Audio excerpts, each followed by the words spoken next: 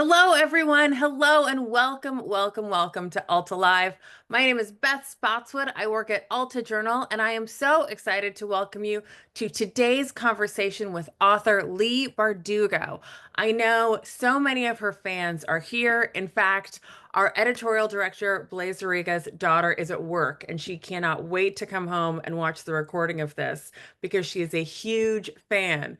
So, folks, don't worry. If you have to miss part of this or are zooming in late, will be recorded and posted to altaonline.com.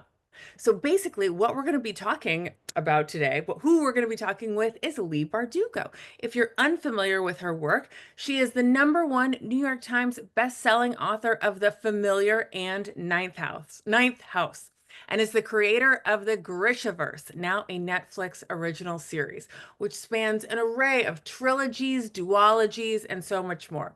Her short fiction has appeared in multiple anthologies, including the Best American Science Fiction and Fantasy. She lives in LA and is Associate Fellow at Pauli Murray College at Yale University. Today, she's going to be in conversation with the fabulous Eden Lepucki, who profiled her in the current issue of Alta. Both of these ladies' CVs are long and extensive, and I encourage you to look them all up. They are legit, I assure you.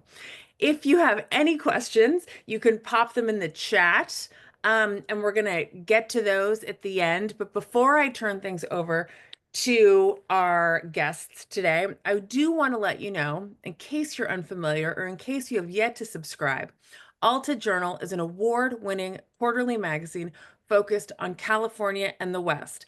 And we do all sorts of long-form stories about rattlesnakes and grizzly bears and climate change. And we were just talking about the Oregonian secession movement.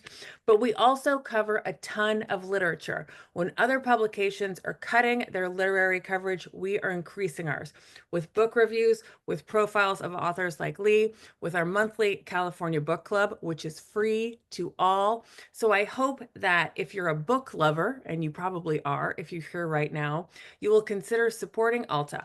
$50 a year gets you 4 issues and a special gift. And that's going to be the end of my sales pitch for now. With that, hi, Cleveland, Connecticut, DC, Montreal, Quebec, West LA, South City, California. It is England. It's so great to see you all. Eden and Leigh, I'm going to turn things over to you. Thank you, Beth. Hi, everyone. Hi, Leigh. How's it going? Going okay. I'm happy to be here. Yeah, it's fun to see you again. Let's see, where should we start? Since we talked, I have been thinking about your writing process a lot. I've been thinking specifically of this one-page method that you do. And maybe you could tell everyone at home sort of how you start, because you create these really vivid, complicated worlds that are easy to read and yet are complex. So I'm curious, how do you wrangle it into story? I mean, the most important thing I think to remember about writing it, and I suspect most art in general, although I can't do anything other than write, so I don't want to speak for artists, is that it's iterative. And I think our culture kind of forgets that. We live in a montage culture that sort of wants to believe that you have a beautiful idea and then you magically produce this gorgeous thing. The end. Took 30 seconds. And that's really, for me, not the way the process works. And I think the way we get intimidated and overwhelmed when we're taking on something like a novel is to try to wrangle the entire picture at first. So for me, it really begins with plot and stakes and an idea. And I try to write the idea out in a couple of sentences. This is what in Hollywood would be called the log line or the pitch. And then you start poking it and sort of thinking about what you want to do with it. And the one page is really just, it's 9 sequences. It's when this happens, then this happens until this happens. When this happens, then this happens until this happens. And what I'm looking for is, sort of the big structural moments of how do we launch into the second act, what happens at the midpoint of the book, but I'm also looking for character, intent, and agency. So these are not just things that are happening to my characters, it's the things that they're making happen. And that's where I'm kicking the tires of the idea. When it comes to the world building and those big character arcs and so forth, that is something that gets layered in as I begin to really conceptualize the book. Okay, now I have two questions related to that. One is, how much of your writing process is influenced by screenwriting? If I mean, and I learned to outline a through novel that. taking a screenwriting class. And I never name it because it's 100% a scam. So never, I'm like, I don't want to give them any business. No, it was You 100%. never named the class, you mean? No, never. Because okay, so they had, y'all can Google this, you'll figure it out probably pretty quickly, but they had a 6-week program that was fantastic. Learned all the basics, learned how to outline, learned how to write a one sheet, learned, you know, sort of the basics of the hero's journey, just the fundamental stuff that has to do with building a novel. And I needed to know that. I didn't know at the time that I was going to use this to write a book. I had always wanted to write a book, but I lived in LA, and you can't live in LA without taking a screenwriting class. There are actual laws. So I wanted to learn how to structure a story. And then for me, and then they had a 2-year program, and they would come to you and be like, you're very special. You're very special. You're very talented. And we don't offer this to anybody, but we want you to be a part of this very special program. And I, of course, was like, I am very special. I will give you all of this. Yes, thank you for finally recognizing my genius. And so I signed up for this 2-year program, which was just a complete and utter scam. And you realize at the first day of class, when you're sitting like literally everybody from the previous class, you're like, wait, how did he get in here? He sucks. this lady. But yeah, and you're like, oh no, we all think we're special. So cautionary tale, but I did use those tools from that 6-week program. And the reality is, like, there's no magic bullet for writing a draft. A novel and a screenplay are radically different things. And I never became a screenwriter, but I think that I needed that structure in order to finish a story. I have many friends who have an internal sense of the rhythm and beats of a story, and they don't need to outline, and they write wonderfully. But I'm not like that. I have to know where I'm going, or I can't get there. And I had started a lot of books that I never finished because, you know, the first act is the easiest act. You're introducing things, every door is being thrown open, but the bulk of the book, the heart of the book, is the second act. And it's, you know, the longest chunk of it. And I never knew how to build that. And so I would get to the end of that first act and I would hit a wall. And I would be so intimidated by what was coming next. The outline, and I outline everything that is longer than a short story. Doesn't work for me for short stories for some reason. It's interesting. Yeah. I love to talk to other writers and artists in general about where those first ideas come from. So, you know, those characters, those log lines, do they just kind of appear for you? Or where do you think are the main ways that you gather those? I mean, I'm like, it's a gift from above. I have no idea, but I don't know. Like, if I knew where inspiration came from, I would just move there. Yeah. I can point to specific moments of inspiration for particular books, right? Okay. I can say, okay, I got the idea for Shadow and Bone because I was staying in this house and I fell asleep and I woke up and it was dark and I was terrified, and that's where that came from. What if darkness was a place? I can point to Six of Crows, looking at, you know, seeing a billboard for Monuments Men and thinking, I don't really want to watch Monuments Men, but I sure would like to watch Ocean's 11 again. And then thinking, oh my God, I want to write a heist. But, you know, these moments of inspiration are kind of fetishized in that same montage culture, right? Like, you go to a movie or you're watching a show and the artist or the writer gets the idea, or they go through a breakup and they cry and then they get the idea or whatever it is. And then it's as if that is the thing that is going to pull you through all this. But what I always say is that writing a novel is not about falling in love. It is easy to fall in love with an idea. It's about staying in love with an idea and finding these kind of multiple points of inspiration when you start to fall out of love with that original idea. I love that. How does research work into your writing? I mean, especially with The Familiar, where we're seeing a really intense shift for you in terms of, like, we have a historical novel that we hadn't seen before that includes so much well-researched material that's blended, I think, pretty seamlessly. Often I don't read historical fiction because it can feel like, oh, look at all the research I did. Yeah. And yours I mean, was I not have been like that. accused of that. I'm sure some readers were like, we get it. We get it. Love it. You loved to learn about Spain. So when in the process did that come in, particularly for that book or for any of your books? Like I am just starting to research a historical novel that I will write someday.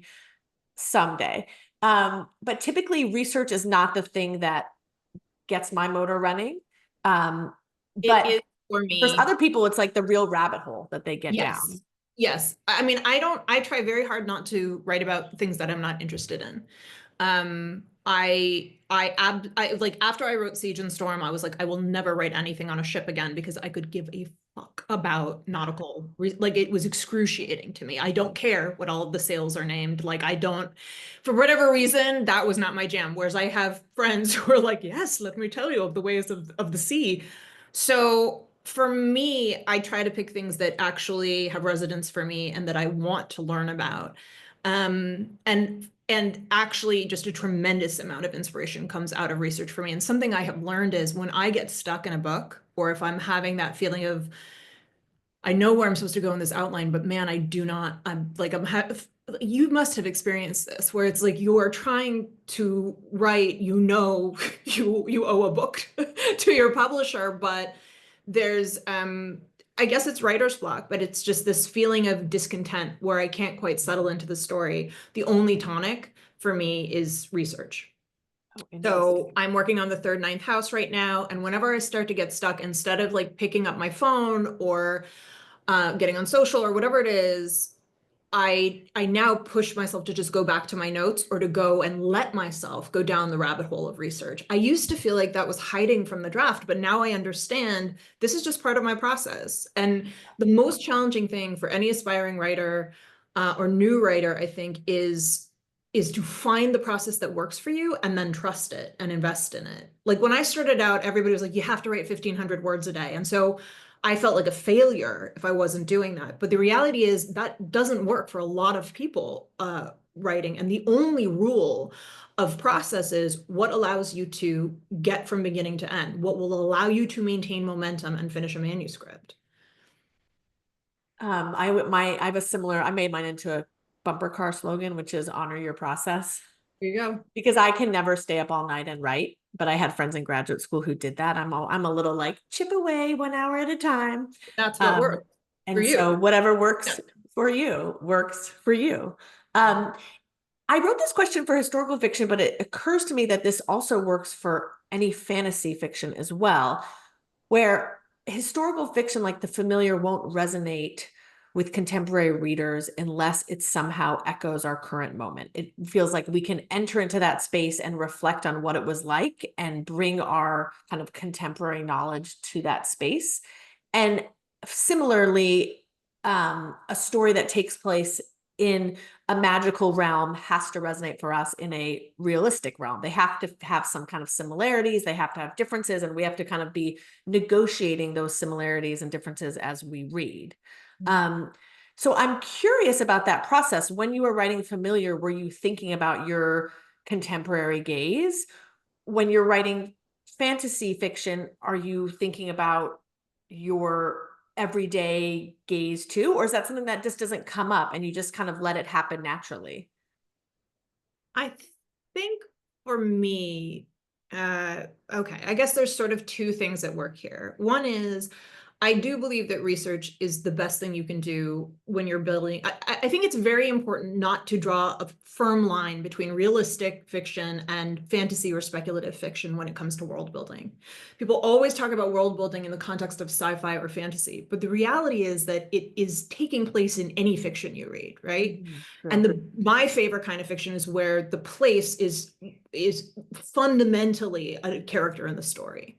So it doesn't matter if you're reading a political thriller that's set in Washington, D.C., unless you are, a CIA operative who's living in D.C., this is a departure from your life. And you're going to need to learn the same things that you learn in fantasy to navigate this, in theory, contemporary grounded space, right? You need to know, you need a sense of place, and you need to know how power works. So sense of place, sense of power are the kind of twin pillars of any kind of world building, fictional or non-fictional. Mm-hmm.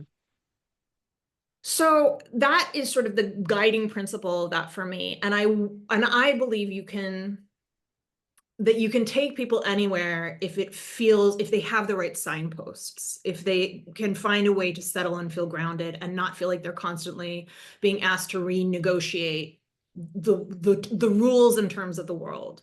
I also think the other grounding thing has to be character.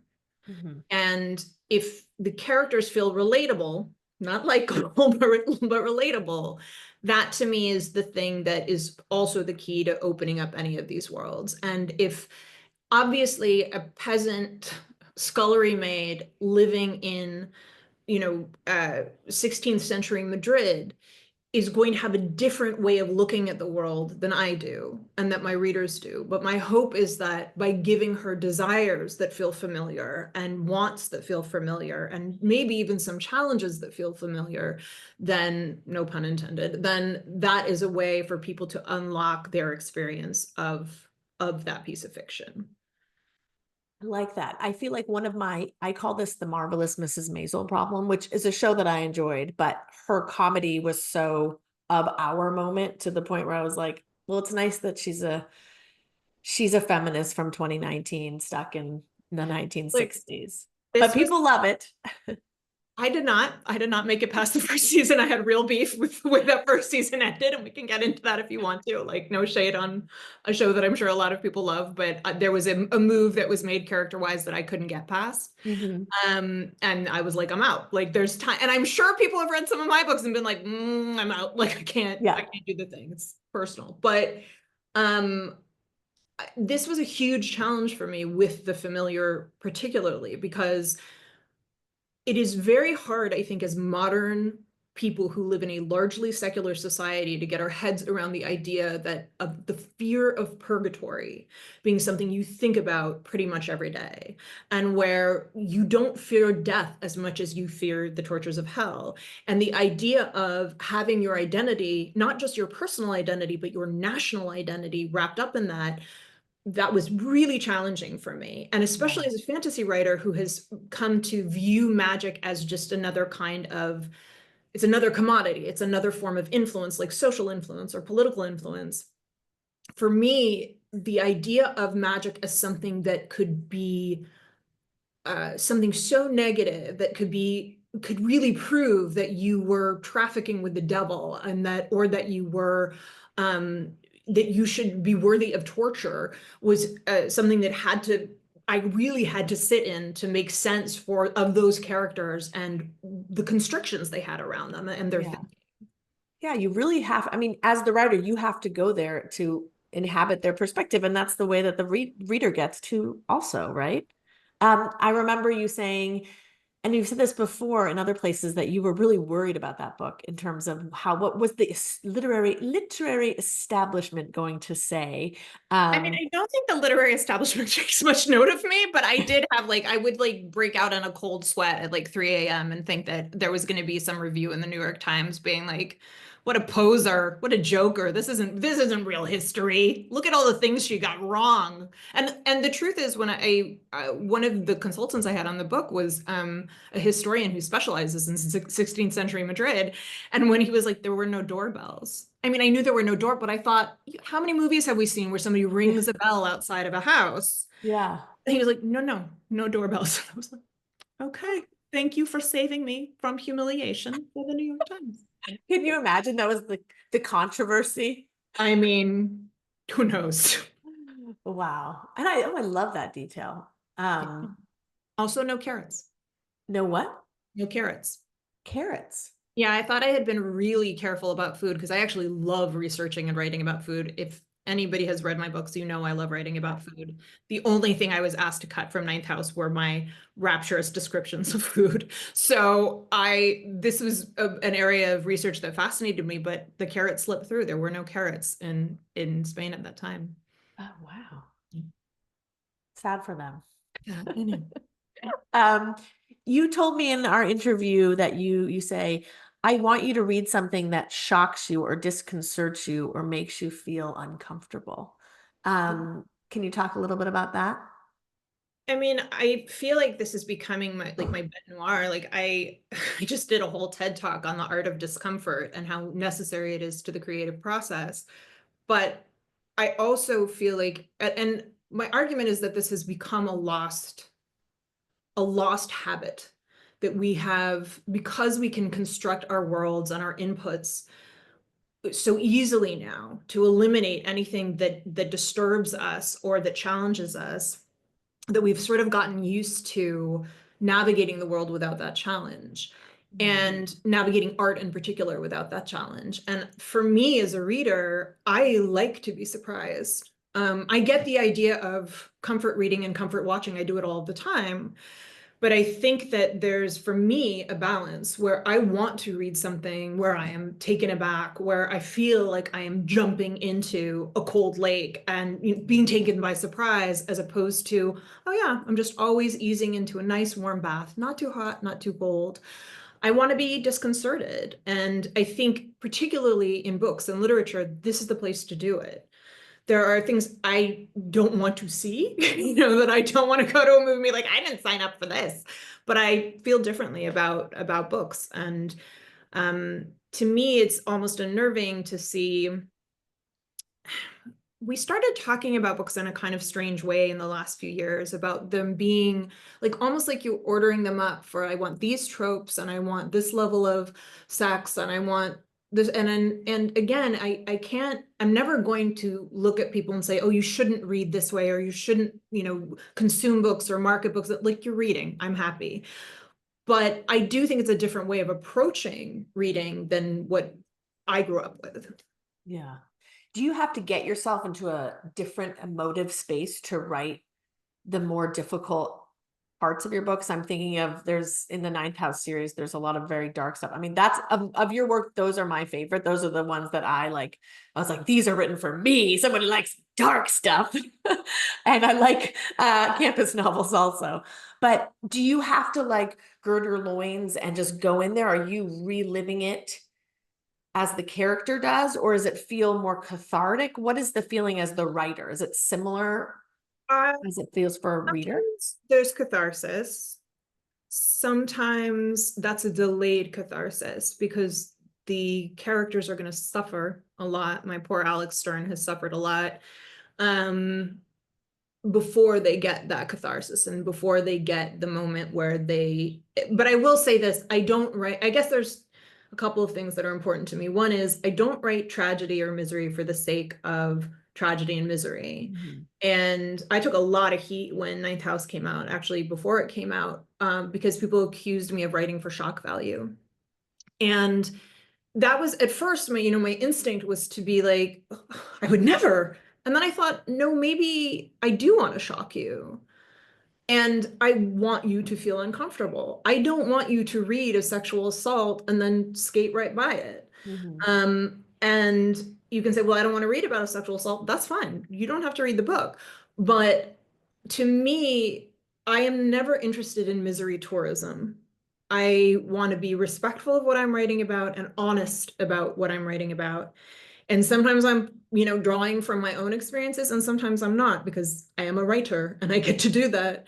So to me, it's not that I have to like psych myself up for it. It's more, I want to do right by this. And again, it's iterative. I'm going to work on this until I feel like it is what it needs to be. And where I feel it is the most honest expression of what it needs to be. And then it's up to the reader in terms of their relationship to it. I will say, and I don't want to get into spoilers in case there are Ninth House people here, but I just wrote a scene for the third book that there was just it's so clearly related to something I was going through in my life, where I was like, yes, like I'm gonna do this and I'm gonna enjoy it. And I actually went to therapy days later. I was like, I gotta tell you about the scene I wrote, because it was like, writing isn't therapy. Therapy is therapy. But if you can have a good time with some of your shit, why not do it? Yeah, why not? Why not do it? Okay, in the last minutes before we open it up to the short Q&A, I have a little quick round for you. Some of them, okay, so the first one is for writing: Google Docs, Microsoft Word, Scrivener, a pen, or something else? Scrivener, Word, whiteboard, occasionally pen and paper. Like I pivot to Wow. wherever I need to go in order to solve the problems I need to solve. Okay. Margaritas, yay or nay? Oh yeah. With But Paloma before margarita. and do you want salt on the rim of your margarita? I do, or I want tagine. Okay. Um, do you have a favorite donut shop in Los Angeles? I don't.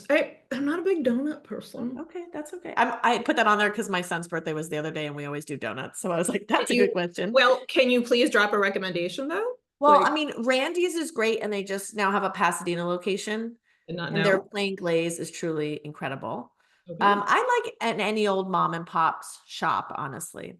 I also shout I out don't to, know that I've ever had a bad donut. I just no, I don't. mean, some donuts Not a taste like pure. burnt oil. You got to watch out for those. Thank you. Super fans will know that you are a Valley girl. And so I want to know, what do you love about the Valley and what do you hate about it? I hate the heat. I don't like to be hot. I don't like the sun. I don't know why I live here. But I love the weird parts of the valley. I love the weird used bookstores. I love the fact that you can find like a bizarre art gallery next to a auto repair shop on Lancashire. Like to me, for me, I know the valley has changed a lot since I grew up there, but to me, it was always this weird place where the very seedy and strange brushed up against the very bougie and beautiful. And it has a character that the rest of LA just doesn't have. Nicely put. What is the most you've ever written in a single sitting? Um, I had like a 9,000 word day when I was deadline for Wonder Woman Warbringer. I had two in a row, and I've never ever come close to that since. Did you look insane when you finished? Oh yeah. My fear, like when I what like I always say I have two settings, which are pajama and drama. Like this is like polished. This is I'm also wearing like pajama shorts right now. But like that is when I'm on deadline, I could give a fuck what I'm look like, what I'm doing. Like I'm eating weird things all of the time. I remember once looking down and seeing that I was eating a hard-boiled egg and a pineapple ring and just being like, yeah, this will get me through, you know. I used to keep a bag of broccoli by my desk so that I would eat healthy snacks when I was working. And I then like went for a walk to work through some stuff and met a couple of neighbors and came home and realized I had broccoli in my hair. So, you know, my reputation as neighborhood eccentric Is tight. Yeah. Um, would you rather write early in the morning or late at night? I have always been a daytime writer, except for The Familiar. That book wanted to be written after the sun went down. That was just the way it went. And I honor the process. I'm gonna Honor go your process. whatever needs to get done. But generally, I prefer to write early in the day and ideally to avoid any email or social media or anything before I sit down to write. And what was the last great book you read? The last. The last great book you read, if you can recall. I just read um uh I'm so bad with titles. It's Woods. It's very popular. Oh, God of the Liz, Woods. yes, God of the Woods. I enjoyed that. That was a Yeah, good one. it was a good one, and that shows you how my brain works. I'm like Woods, Liz. I worked at Book Soup, so I had customers come in and be like, I liked the yellow book. And we'd be like, what does that mean? Okay, let's bring Beth back. She's going to ask you some questions that have been pre-selected from the audience. Got a ton of cues.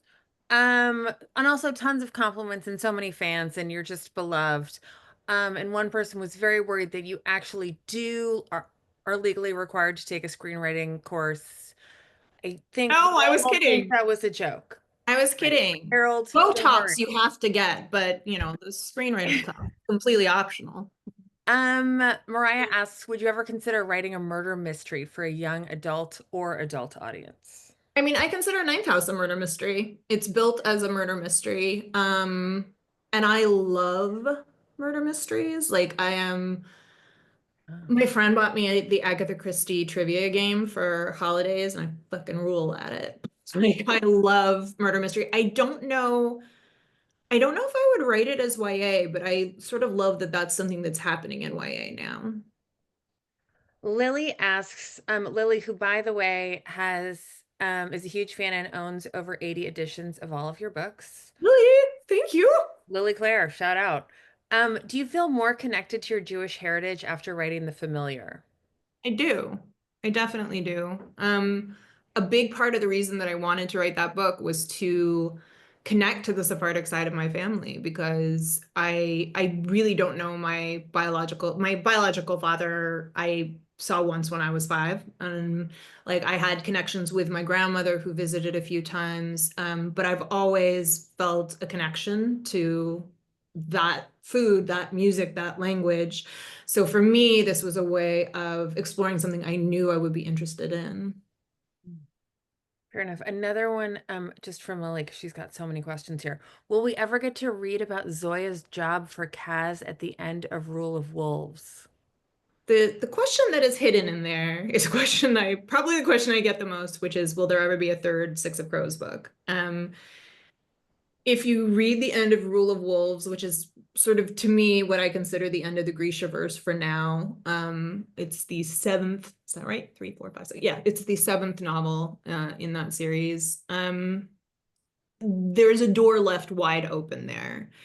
When I wrote that ending, I had every intention of writing that third book. I have not felt entirely comfortable returning to that world since the show. And I feel like a little bit of a wimp saying that, but it was like it got too noisy in there. It was just there were too many voices talking at me. And I have an idea for that book. And I will tell you guys, I am so hesitant to say this, but I'm going to say it because maybe I'll manifest it.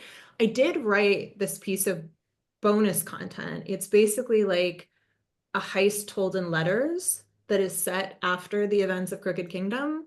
And we're trying to figure out if we can get it out in the anniversary year. So that's the most I've talked about that publicly, but like I really loved writing it. I loved being back with those characters. So you never know. Dana asks, what advice do you have for authors who are about to start the querying process of their debut Yes. novel? Okay, so querying is when you go out to agents with your heart in your hands and your beautiful manuscript and your query letter. Okay, the most important, first of all, good luck. And I am going to be thinking of you. I know how scary it is. The most important thing you can do is to start working on something else. I think there's something that happens to us as writers where we think this is the book, this is the thing that's going to make me or break me. No, you have many stories inside you. So what you need to do is to start working on something else that's unrelated, not a sequel, nothing like that. I want you to go and get something rolling so that it's not your whole heart. So the part of your heart is over here and that you're devoting it to something else. And that's important because I hope that when you query, you will get 1,000 offers and then you will go to 1,000 editors and you will go to an auction and you will be rich and famous and I will come to your signing. But if it doesn't roll that way, if you don't get an agent on this round, when you go to them with that second book that you started working on, the first thing they're going to ask you is, do you have anything else? And you'll be able to say, oh yeah, I have this other manuscript, and it will find life someplace else. It's very rare that a book goes nowhere or that an idea really fizzles and dies. So keep your head up, work on something else, stay distracted and spend time with friends. Remember that it's summer and everybody leaves publishing at summertime. And so it might take a little while. And remember that if this isn't the one, doesn't mean you're not talented. It doesn't mean the work isn't worthwhile. It just means right now the market wasn't ready for it. On that very hopeful note for so many aspiring writers, and also it's just great advice for anyone trying anything new, not necessarily even writing, but your own thing. That's beautiful, Lisa. Thank you. Thank you, Eden. It's been so great listening to all of you. And everyone's great questions from all over the world who have zoomed in today. Thank you. Thank you. Also, I think that there's been an overwhelming section in the comments just about your jewelry, Lee. So I am also a big fan. Okay. Some very hip I earrings feel and things going naked. on. I'm I don't so know how you naked leave the compared to house without 15 pieces of jewelry. Um, gorgeous, gorgeous. this is, I want to shout out this company, Blood Milk. It's woman owned. It's a small company. She has a new drop of moth jewelry coming on Friday. I almost want to gatekeep it, but I'm not going to. But Blood Milk, Blood Milk, Blood Milk, Blood Milk, Blood Milk, vintage, and McQueen. I have a little Alexandra McQueen. Oh, hey. Da-da-da. And super designer. Mhm. Blood milk. Okay, well, wow. I didn't think we would get an answer to that one, but there we Yeah, you go. really- Thank you both so very much for taking the time to join Alta Live today. It was really fun to get to be a viewer and listen to this. And thank you so much to our crowd for tuning in. Folks, don't forget, check your email later this afternoon. We're going to have a wrap up of everything we talked about today, as well as links to read the profile in Alta, where you can buy Leigh's books from independent bookstores exclusively. And anything else that popped up today. Also, an invite to our next Alta Live. We're taking a break next week for the 4th of July, but we'll be back with our road trip issue, and we're going to talk about going to California's wine country while sober. So join us for that. That is in 2 weeks from today. Again, thank you, Eden Lepecki, Leigh Thank you. Bardugo, and everyone for joining. Take care. Thank Bye. you.